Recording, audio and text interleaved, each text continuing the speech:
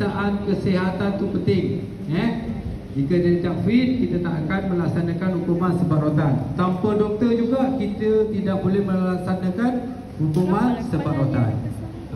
Kenapa? Yang anda faham, yang tuan-tuan puan-puan faham, tanpa doktor kita tidak boleh melaksanakan hukuman sebab rotan.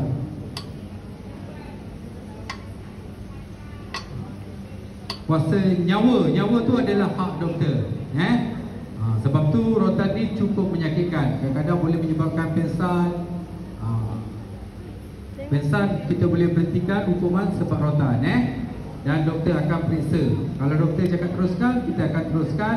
Kalau doktor cakap berhenti, kita akan berhenti sekadar yang terakhir hukuman sebab rotan. Faham?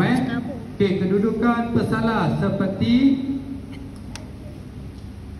depan awak ni, depan tuan-tuan ni, puan-puan, kita akan, ni adalah backport untuk banduan untuk pesalah jenayah. Okey, kita akan ikat kawasan tangan, ikat kawasan pinggang dan ikat kawasan kaki.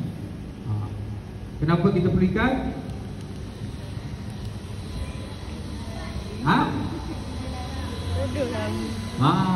Kalau tak ikat, confirm akan lari you.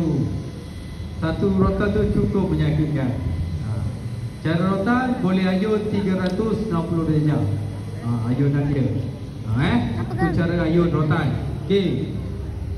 Kedudukan jadi bagi pesalah tanpa pakaian.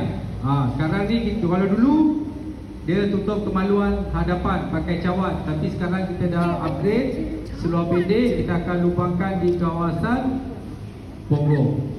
Di kawasan punggung kita lubangkan dia, kita nampaklah punggung tu hitam ke putih ke, ada tatu rama-rama ke, kita nampak tatu harimau ke, kita nampak kawasan punggung tu, putih ke, kalau hitam-hitam kan punggung tu kan. Yang tidak layak kena rotan pertama adalah lelaki yang berumur 50 tahun ke atas, tidak layak untuk rotan kesalahan jenayah. Umur 50 tahun ke atas tidak layak. Kalau 51 dah tak layak. Kalau 49, 50 masih kena rotan untuk kesalahan jenayah. 60 ke 70 ke 80 tetap kena rotan. Okey, faham? Kedua, wanita.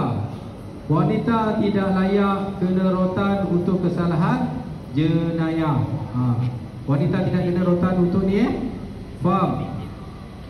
Apa yang tuan-tuan faham tentang wanita tidak layak kena rotan untuk kesalahan jenayah? Sebab apa?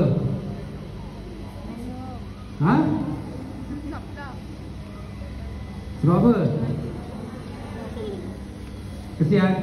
Wah, lelaki pun kesian juga. Sebab apa?